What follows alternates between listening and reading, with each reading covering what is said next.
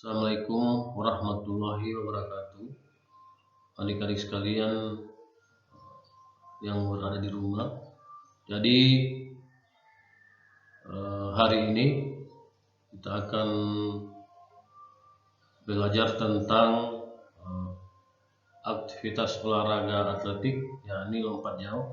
Tapi sebelumnya marilah kita berdoa dimulai. Doa selesai. Adik-adik sekalian, aktivitas olahraga atletik ini kita mulai dari lompat jauh. Nah, untuk lompat jauh ini adalah dimulai dari awalan sampai pendaratan. Jadi adik-adik perhatikan, adik-adik amati yang saya akan paparkan hari ini. Yang pertama, sejarah singkat lompat jauh. Bermula ketika 13 abad lalu, olahraga lompat jauh muncul pada tahun 708 Masehi saat ada Olimpiade. Sejarah mencatat bahwa olahraga ini juga pernah dilakukan oleh peserta Sparta dengan panjang lompatan 7,05 meter. Awalnya event dalam Olimpiade kuno diadakan untuk bertujuan untuk latihan militer perang. Lompat jauh dipercaya bisa melatih ketangkasan prajurit perang dalam melompati rintangan seperti jurang atau parit. Dulu, lapangan lompat jauh mungkin tidak seperti ini, tapi jangan disamakan teknik lompat jauh zaman dulu dan sekarang, karena pasti berbeda. Lompat jauh zaman dulu diawali dengan start, lari pendek, dan juga para pelompat harus membawa beban di kedua tangan, dikenal dengan nama Held Race, yang mempunyai bobot 1-4,5 kg. Nah, inilah sejarah singkat lompat jauh. Nah, ini lapangan bak lompat jauh. Ini baknya ini, yang pertama ini bak pasir, yang kedua balok tumpuan untuk lompat jauh, yang ketiga balok tumpuan untuk lompat jungkit, dan yang terakhir adalah jalur awalan 30-40 meter. Yang pertama ini adalah besar bak lompat, ya, bak lompat di mana ukurannya 9 meter kali 2,75 meter. Sedangkan batas balok atau batas lompatan yakni ukurannya 1 meter dan jalur lintasan adalah 11 meter. Inilah panjang dan lebar lapangan bak lompat jauh. Nah, yang berikut pengertian lompat jauh.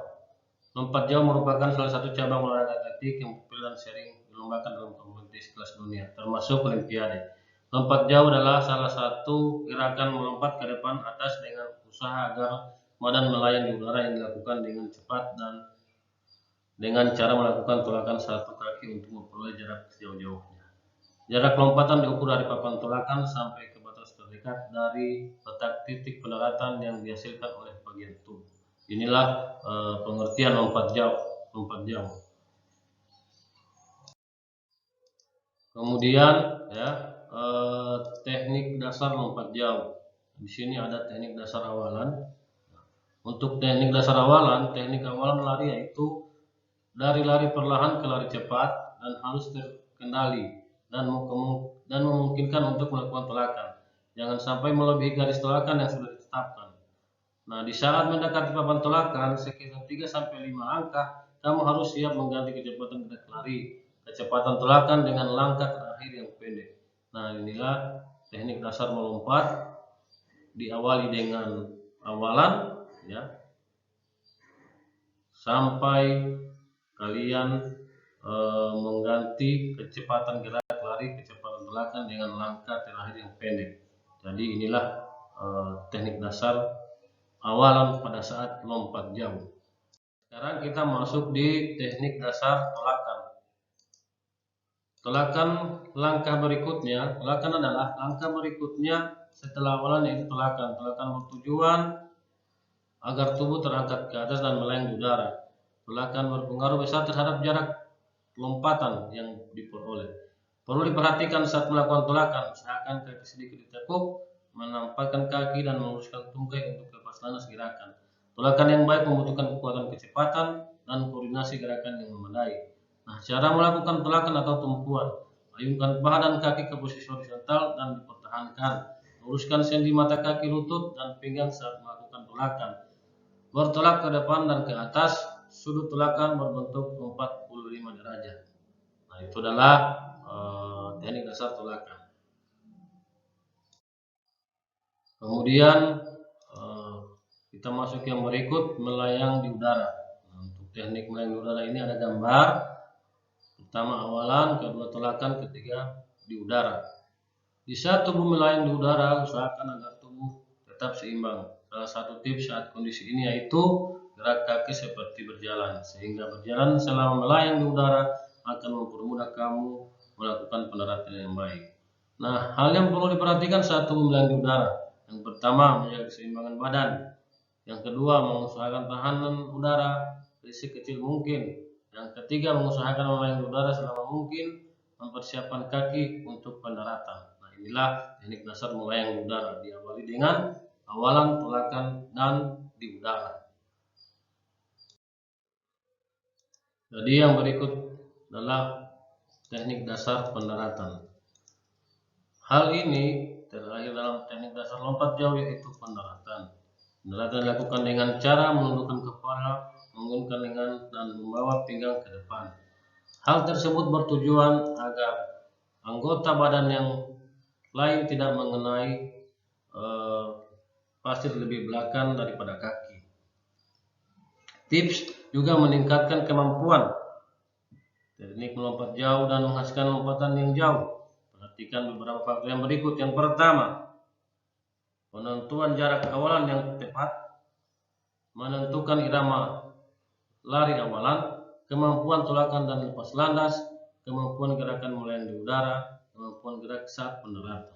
Nah, pada saat pendaratan kita harus memiliki atau meningkatkan kemampuan teknik dasar. Yang pertama yang saya sudah bacakan tadi, penentuan jarak, penentuan irama, penentuan tolakan, kemampuan gerakan saat pendaratan. Inilah teknik dasar pendaratan yang akan kalian lakukan.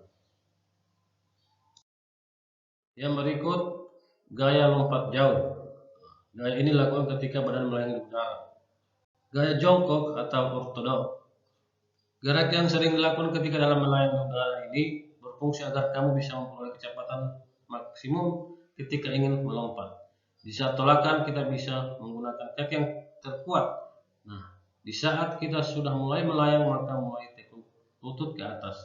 Di saat akan mendarat awali dengan tumit kaki yang sedikit ditekuk. Nah, inilah gaya-gaya yang dilakukan ketika melayang di udara. Jadi diperhatikan baik-baik ya.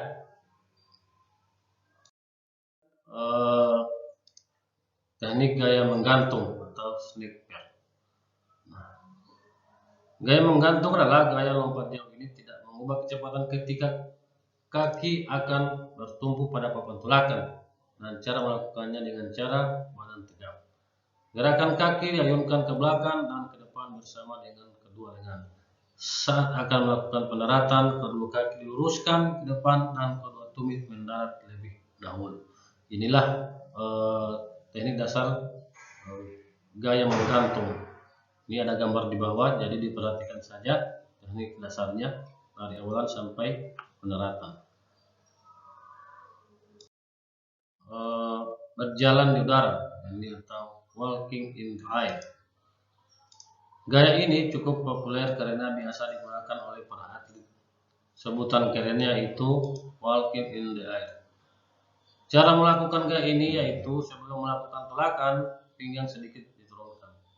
Paha dan kaki diayunkan secara bebas. Luruskan lutut, sendi mata kaki, dan pinggang ketika melakukan tolakan.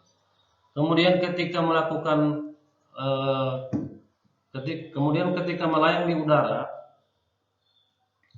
berjalanlah seperti saat berjalan di tanah. Ketika akan mendarat, lengan dan tubuh ditarik ke depan dan di bawah serta kaki diulurkan sesaat. Teknik ini hampir mirip dengan teknik menggantung di udara. Apapun olahraga, tentunya kita harus memperhatikan kebugaran jasmani dari kita. Karena memang faktor inilah yang sangat menentukan betapa kesanggupan tubuh kita dalam melakukan sesuatu. Nah, jadi teknik gaya berjalan di udara ini dia hampir sama dengan teknik gaya menggantung di udara. Ya, jadi inilah teknik-teknik dasarnya. Jadi kalian pahami, kalian baca. Ini adalah diskualifikasi. Ya. Berikut ini adalah hal-hal yang menyebabkan seorang pelompat dinyatakan gagal atau diskualifikasi dalam melompat jauh. Yang pertama, dipanggil dalam waktu 3 menit namun belum melompat. Mampu dengan 2 kaki, menumpu dengan 2 kaki, kemudian mendarat luar bak lompat. Jadi si pelompat sudah lewat dari bak lompat. Kemudian menyentuh tanah di belakang garis batas tumpuan dengan bagian tubuh menampung baik sewaktu membuat ancang-ancang lompat maupun sewaktu lari kencang tanpa membuat torakan. Yang berikut menolak dari luar ujung balok tumpuan baik sebelum maupun sesudah garis perpanjangan garis tumpuan. Berikut pada waktu mendarat pelompat menyentuh tanah di luar zona pendaratan atau bak lompat sebelum melakukan pendaratan yang benar pada bak pendaratan. Yang berikut sesudah melompat dengan sempurna, melompat berjalan balik melalui bak lompat atau kembali ke arah awalan. Yang terakhir mendarat dengan melakukan sesuatu gerakan salto. Nah, inilah hal-hal yang menyebabkan si pelompat dinyatakan gagal atau didiskualifikasi. Nah, jadi inilah teknik-teknik dasar yang saya bisa sampaikan pada hari ini. Jadi tolong kalian pelajari, kalian praktek di rumah, ya. Jadi kalian baca ulang-ulang. Sekalian, sampai di situ penjelasan tentang materi atletik lompat jauh. Jadi kalau ada yang kurang paham, silakan bertanya melalui WA group yang sudah ada, silakan. Jadi apabila ada kesalahan tutur kata yang saya sampaikan, saya mohon maaf. Billahi taufiq wal hidayah. Assalamualaikum warahmatullahi wabarakatuh.